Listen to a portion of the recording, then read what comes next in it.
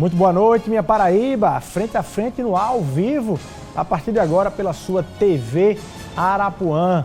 No programa de hoje nós vamos conversar com o presidente do Tribunal de Justiça da Paraíba, o desembargador Saulo Benevides.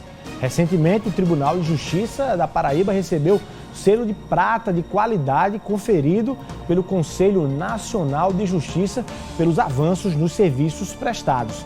Mas fechando o seu primeiro ano à frente da chefia do Poder Judiciário paraibano, o desembargador Saulo Benevides está fazendo uma pergunta por meio de uma pesquisa para saber aquilo que o judiciário não costuma muito querer saber. O cidadão está satisfeito com os serviços prestados pela Justiça paraibana? Vamos saber dele hoje quais são os principais desafios para que o paraibano tenha uma justiça acessível, transparente, descomplicada e especialmente rápida na garantia dos direitos reclamados. Fica ligado, frente a frente, tá no ar.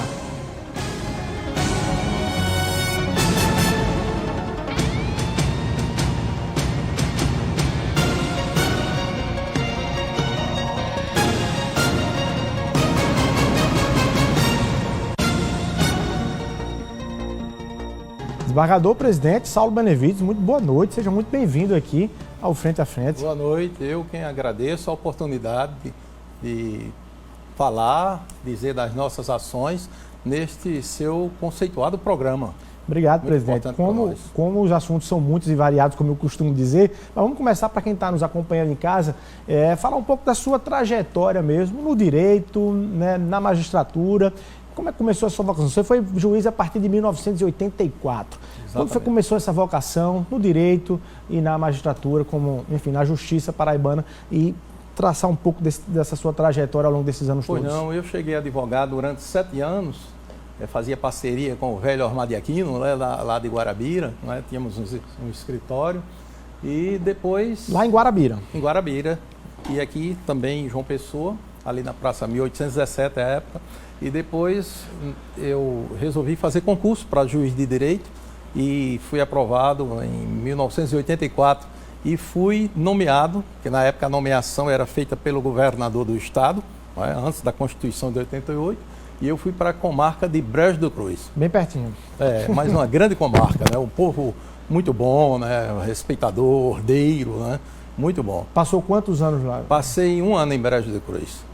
Depois fui removido para a comarca de Esperança, depois eu vim para Belém, ali no Brejo da Paraíba, depois fui promovido para Araruna e fui depois ser juiz da 3ª vara da comarca de Guarabira, não é? Que é a minha terra, que eu gosto tanto, mas passei em Guarabira eu acho que uns 4 anos mais ou menos, e depois vim para a capital como juiz substituto. Em seguida eu fui ser juiz da 1ª vara de família de Campina Grande. E a seguir removido para a 1ª vara da Fazenda Pública da capital, onde passei mais de 10 anos. Éramos eu na 1ª vara e Marco Cavalcante na 2ª vara e Carlos Antônio Sarmento na 3ª vara da Fazenda Pública.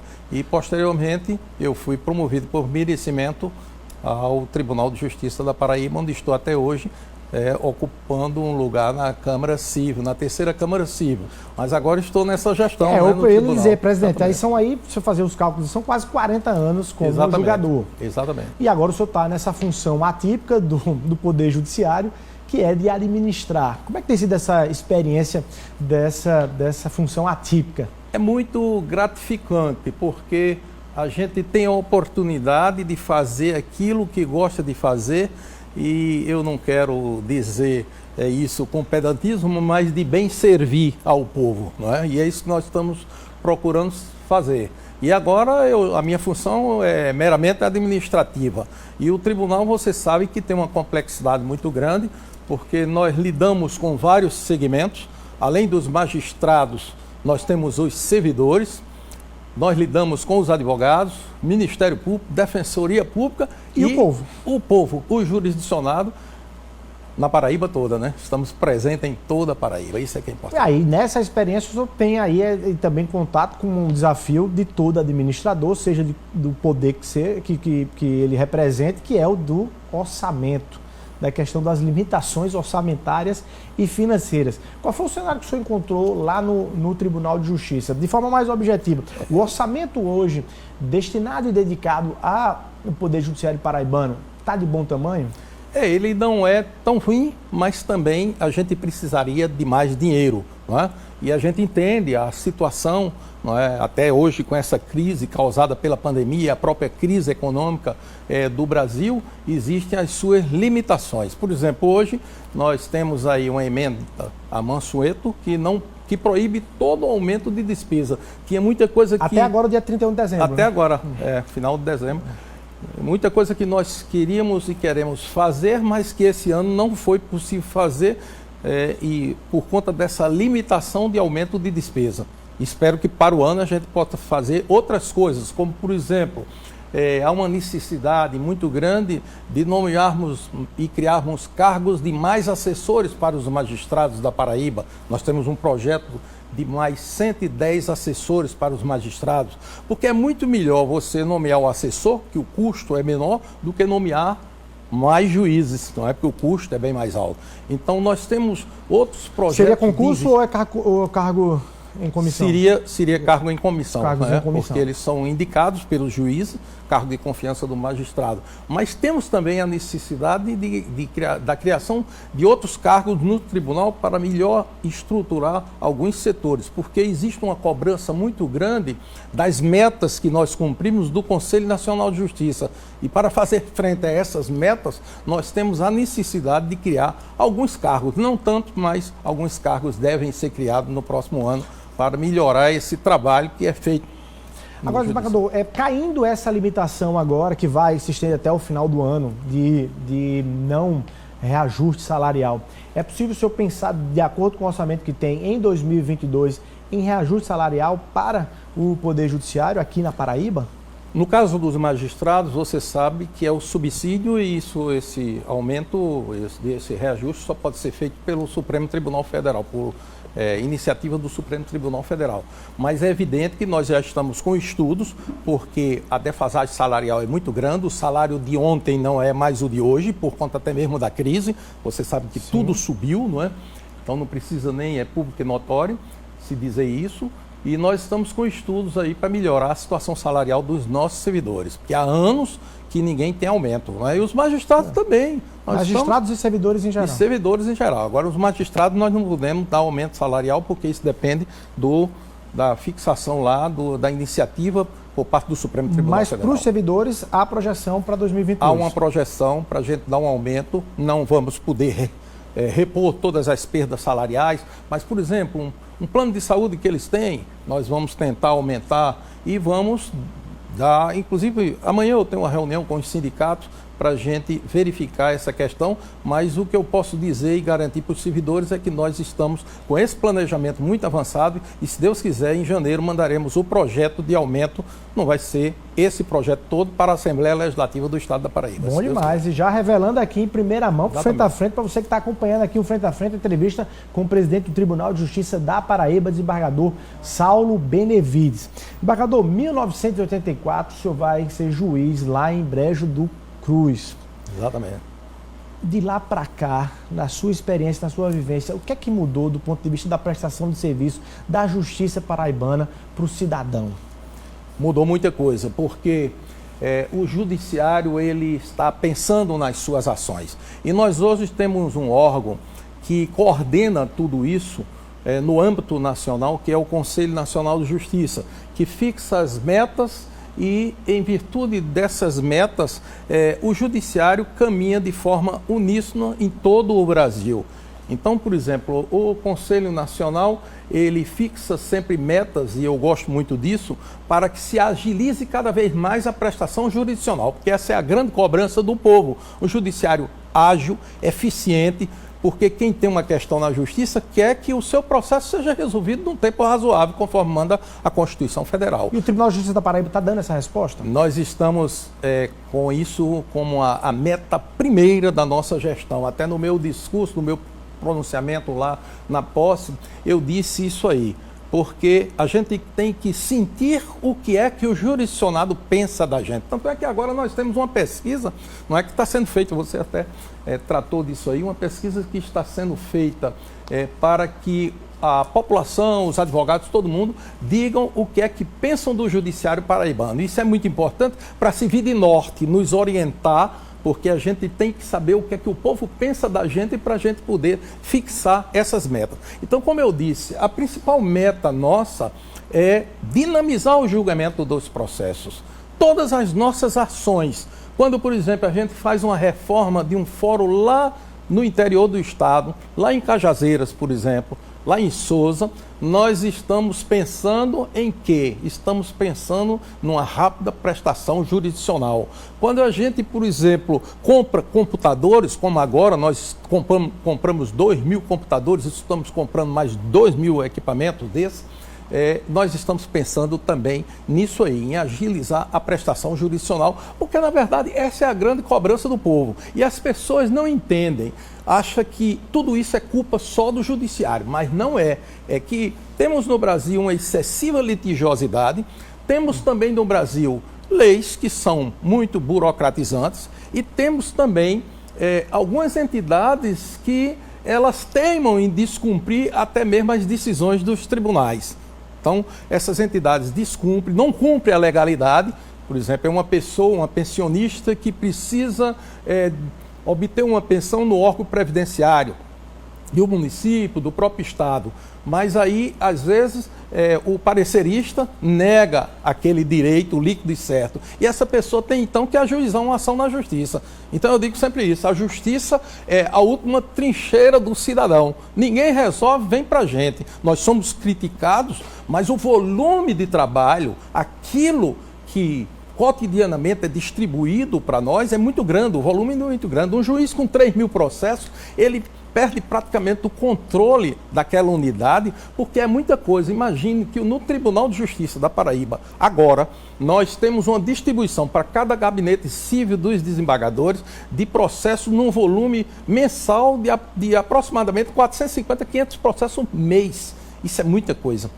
Inclusive, reforça aquele debate que eu acompanho há alguns anos, presidente, em relação ao aumento do número de desembargadores aqui na Paraíba. Me parece que há uma desproporcionalidade em relação a outros estados brasileiros. O Tribunal de Justiça da Paraíba tem 19 desembargadores. 19 desembargadores. Mas e poderia chegar até 24 dentro de um cenário ideal. Mas isso está em alguma agenda? Está na sua agenda? Não está, porque nós entendemos a situação do estado. O estado da Paraíba não é um dos estados mais ricos da federação. E eu acho que nós temos que lutar com outros investimentos de menor valor para não onerar tanto o orçamento, que já não é essas coisas todas. Entendemos perfeitamente isso aí. É uma situação local do estado da Paraíba. Como eu disse a você logo no início, o nosso orçamento não é dos melhores, mas não é dos piores. O que a gente espera é que, caindo essas proibições para aumento de despesa, para o ano a gente possa fazer muito mais investimentos para dinamizar cada vez mais aquilo que nós já estamos dinamizando esse ano e que já foi feito em benefício, digamos, dessa meta de agilizar o julgamento dos processos. E essa agilização, ela se garante a partir de, na sua visão, da experiência com o teletrabalho, da experiência do processo digital? Qual é o cenário na Paraíba nesse sentido? Exatamente, porque ocorreu praticamente uma coisa inédita. O judiciário brasileiro e o paraibano, apesar da pandemia, nós conseguimos aqui na Paraíba, os nossos índices indicam, um aumento de produtividade de 27%. Quer dizer, aumentou a produtividade, porque hoje nós temos as sessões virtuais, onde, por exemplo, os gabinetes dos desembargadores disponibilizam os processos. Durante uma semana, os outros desembargadores examinam, se ele concorda com aquele voto, ele vai lá e vota e concorda com aquilo, o processo está resolvido. Se ele discorda, ele pode pedir um destaque, é praticamente um pedido de vista, e aquele processo vai para uma sessão por videoconferência, que é mais complicada, porque funciona como se fosse uma sessão presencial. Mas, na verdade, ali nós estamos julgando através da informática do computador. Às vezes, de casa mesmo. não é? Eu estou indo para o tribunal, fazendo algumas sessões lá, inclusive agora em janeiro, eu acho que já é tempo da gente começar a votar gradativamente, com todos os cuidados, não é? Porque o presencial, como se diz, é presencial, não é? O tete-a-tete, a gente está vendo as partes, vendo os colegas desembargadores, os magistrados também, e isso é importante que a gente comece a votar. Mas essas sessões virtuais, elas vão continuar, e algumas presenciais também. Naquilo que não for possível fazer presencialmente, nós vamos fazer virtualmente. E na primeira instância também? Na primeira instância também. Na primeira instância, as audiências, não é? Tudo pode ser feito de forma virtual. Inclusive, tem uma coisa interessante, que a Paraíba hoje ocupa o 4º lugar no chamado juízo 100% digital. Como é que funciona isso? É o seguinte, a parte ou o advogado, ele ajuiza uma ação e ele diz ao juiz que quer que o seu processo seja feito totalmente de forma virtual. Se ele quiser, por uma questão de estratégia de defesa, ou o próprio advogado desejar, ele pode, alguns atos, pedir que o juiz faça de forma presencial. Mas, via de regra, seria de forma virtual, é a regra geral. A exceção seria fazer de forma presencial alguns atos. E a Paraíba hoje ocupa o 4º lugar, nós queremos ocupar 100% esse lugar. O primeiro lugar no Brasil, já somos o 4º lugar em juízo 100% digital. Quer dizer, a adesão dos juízes da Paraíba, do gabinete dos desembargadores, a essa forma de proceder e de dar seguimento aos processos. Presidente, vamos falar de acessibilidade do cidadão em relação à justiça paraibana. Que panorama o senhor traçaria em relação ao judiciário paraibano, em relação à acessibilidade? O cidadão que mora ali, numa pequena cidade do interior da Paraíba, ele tem esse acesso por meio de que meio, né, de que instrumento ele pode, enfim, acessar a justiça aí? Luiz, nós temos uma grande preocupação com isso aí.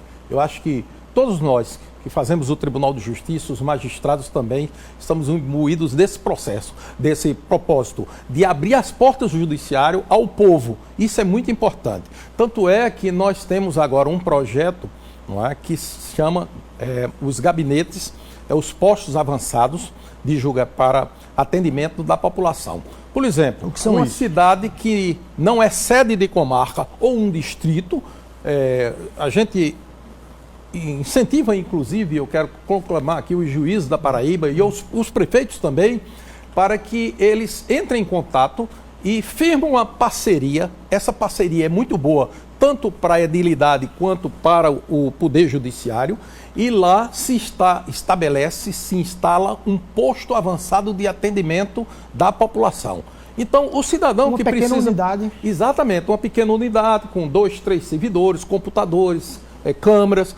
E o cidadão que quer resolver alguma coisa, ele não precisa necessariamente ir à sede da comarca, se deslocar, gastar dinheiro. Às vezes ele nem tem condições disso aí, que são as pessoas mais carentes. O próprio advogado que reside naquela comunidade, ele pode também peticionar ali, não é porque o processo é judicial eletrônico, ele pode conversar, falar com o juiz e não precisa necessariamente ir lá. Inclusive, isso me chamou a atenção, que eu estive recentemente em Recife, no encontro lá de presidente de tribunais de justiça, com a presença do excelentíssimo ministro Luiz Fux, que é uma grande figura humana, não é? Tivemos um contato com ele e tudo mais, conversando esses problemas diários do judiciário. E o presidente do Tribunal de Justiça do Rio de Janeiro me perguntou, disse, olha, eu vi uma notícia, eu acho que no site do Conselho Nacional de Justiça, a respeito desse assunto aí. Como é que funciona isso? Eu até disse para ele, mas o senhor de um tribunal como o Rio de Janeiro, um tribunal rico, precisa... Ele disse, preciso sim, porque eu tenho uma Baixada Fluminense e eu quero dar acesso cada vez maior ao povo daquela região, não é? Ao judiciário. Quer dizer, isso aí abre as portas do judiciário, notadamente às pessoas mais carentes. Diminui o volume... diminui o volume e o número de pessoas que vão, não é, por exemplo, para a sede da comarca. Isso descentraliza, né, o sistema. É muito importante. Nós temos quantos postos avançados aqui, aproximadamente, na Paraíba? É possível que cada um dos 223 não precisa alguns... Hoje nós temos 56 postos avançados. 56 postos avançados. Alguns postos foram criados na gestão anterior e na nossa gestão, de fevereiro para cá, são 30 postos. E estamos incentivando temos notícia, graças até à coordenação de um colega desembargador que é da região, desembargador Marco Arrogante de Albuquerque, não é, que tem muito conhecimento na região do Vale do Mamanguape. Ele já articulou com os prefeitos da região para que a gente crie postos avançados naquela região toda do Vale do Mamanguape. Estamos incentivando também na região do Brejo da Paraíba, algumas comarcas, como Araçagi, por exemplo, algumas cidades que não são sede de comarca, para que criem também os seus postos avançados. Presidente, e a partir daí o senhor consegue, enfim, conquistar esses índices de produtividade e avanço? Por exemplo, essa questão do selo de qualidade conferido pelo Conselho Nacional de Justiça é oriundo daí? É oriundo disso aí, de muita coisa, porque o Conselho Nacional, ele monitora todos os índices do Tribunal de Justiça, não só essa questão da rápida prestação jurisdicional, como também eles monitoram algumas coisas, como por exemplo a transparência do tribunal, tá entendendo? As ações do tribunal em todas as áreas, não é? Na área, por exemplo, que nós estamos avançando muito, que é essa área de informática. O mundo hoje é, digamos assim, do computador, da informática. Nós temos que avançar cada vez mais nisso e nossos investimentos estão todos voltados para isso aí. Como eu disse, a meta é dinamizar os processos e para dinamizá-los, nós temos que investir em servidor, treinamento dos servidores, aperfeiçoamento dos nossos magistrados, através da escola da magistratura, investir também na infraestrutura e também, principalmente, na informática, que é a modernidade. Recentemente, nós instalamos, e essa aí é outra meta do Tribunal de Justiça da Paraíba, para agilizar os julgamentos. A gente evita que muitas ações sejam ajuizadas e entrem nesse índice do ajuizamento das ações. Estamos incentivando e criando núcleos, centros de conciliação em todas as comarcas do estado da Paraíba. Nós estamos criando isso aí. O juiz da comarca, ele também coordena esse centro de conciliação. E recentemente criamos o primeiro, eu acho que foi notícia aí, saiu até no site do Conselho Nacional de Justiça, nós instalamos o centro, o Sejus, lá de Rio Tinto, porque ali são várias comunidades indígenas e nós criamos o primeiro Sejus indígena do Nordeste e o segundo do Brasil, porque só tem outro lá em Roraima. É onde existe outro centro desse. E isso barraria essa questão do volume de litigioso que é comum ao latino-americano, na verdade, dos países... Porque a gente tem que analisar coisas assim, por exemplo, hoje eu me lembro que o professor na sala de aula dizia: a função do magistrado se encerra quando ele vai proferir ou ele proferiu a sua sentença. Hoje não, depois da sentença nós temos que ver também as consequências daquilo ali, aquele ato.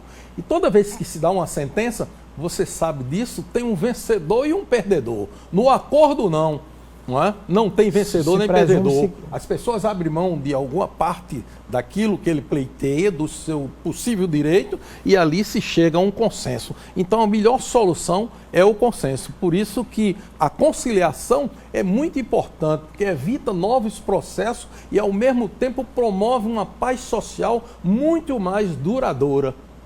E é possível pensar então numa justiça pacificadora, presidente? Exatamente, isso é importante, né? Bem mais importante do que isso aí. Naquilo que a gente não puder fazer o acordo, então seria o litígio. Aí o juiz vai ter que decidir de acordo com o melhor direito, com a melhor interpretação doutrinária, jurisprudencial. Mas podendo fazer o acordo é bem melhor, bem mais producente, digamos assim, do ponto de vista da paz social. Bom, a gente tem acompanhado, eu quero falar um pouco mais sobre todo o avanço do ponto de vista administrativo pode encontrar ali um entrave, uma dificuldade no exercício da própria magistratura, né? No exercício do julgador com, enfim, algumas legislações que o Brasil passa a discutir, que talvez dificultem um pouco o trabalho do julgador. A lei do abuso de autoridade, por exemplo, o senhor acha que intimidou juízes, magistrados, desembargadores no Brasil ou não? Ela cria um certo problema, mas a magistratura brasileira ela é muito resistente em muitas coisas, né? E a magistratura tem reagido muito bem em algumas coisas. Por exemplo, eu cito muito como é um bom exemplo a magistratura do trabalho, que é uma grande magistratura, não é?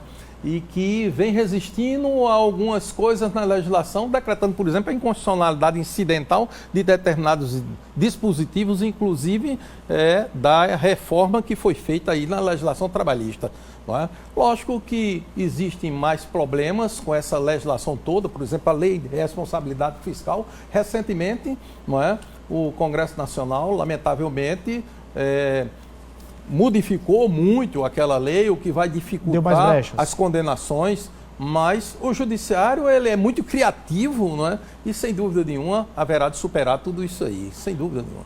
Presidente, o senhor está falando na questão do Congresso Nacional, que também debate uma tentativa ali, o senhor vê uma tentativa ali do Congresso, da classe política, de deixar de fora representantes do Poder Judiciário dentro do processo de debate da legislação brasileira. Eu falo especificamente em relação à quarentena, né? A obrigatoriedade de um juiz, por exemplo, ter que se afastar, né, mais de 4 anos antes, se ele quiser pleitear um mandato eletivo. Como é que o senhor vê isso? O senhor vê isso como uma contra-reação, um golpe à democracia que evita o Poder Judiciário em representar-se lá no Congresso? Eu não vejo com essa visão, porque eu acho que o magistrado ele deve se preservar muito nessa atividade política, e o fato dele deixar de ser magistrado e passar um período sem ser político, eu não acho que seja tão nocivo assim, não é? Embora, lógico, gere um certo problema, porque às vezes tem pessoas que querem deixar a magistratura e trilhar outro caminho. Eu jamais trilharia o caminho político, não é? Porque eu acho que nasci para ser magistrado e eu acho que é uma grande missão que nós temos aqui, mas geralmente as coisas são muito complicadas no Brasil, não é? Às vezes surgem alguns casuísmos, coisas que dificultam a vida das pessoas, mas eu pessoalmente não vejo como uma grande dificuldade, até porque eu não penso nunca nessa pretensão. Mas a gente acompanhou o fenômeno, enfim, no Brasil, e tem acompanhado, de partir de 2018 para cá, para ficar com 2018 para cá, de juízes, né, ingressando de forma, governadores inclusive, que deixaram aí, foram juízes e deixaram para assumir. O do Maranhão, do Maranhão, também do próprio Rio de Janeiro. Nós temos aí no debate presidencial a presença do ex-ministro, ex-juiz Sérgio Moro, né, na disputa presidencial. O senhor acha saudável para o judiciário ou não, desembargador? Pode ser que seja. Eu que jamais trilharia esse caminho, mas também não condeno quem assim procede. Eu acho que cada um deve seguir o seu destino. Se ele acha que é bom seguir a carreira política para melhor servir a população, que assim o seja. Tá aí, olha, a gente vai rapidinho para o intervalo comercial e volta conversando aqui com o presidente do Tribunal de Justiça da Paraíba, desembargador Saulo Benevides, que já fez várias revelações aqui no Frente a Frente. Daqui a pouquinho a gente está de volta.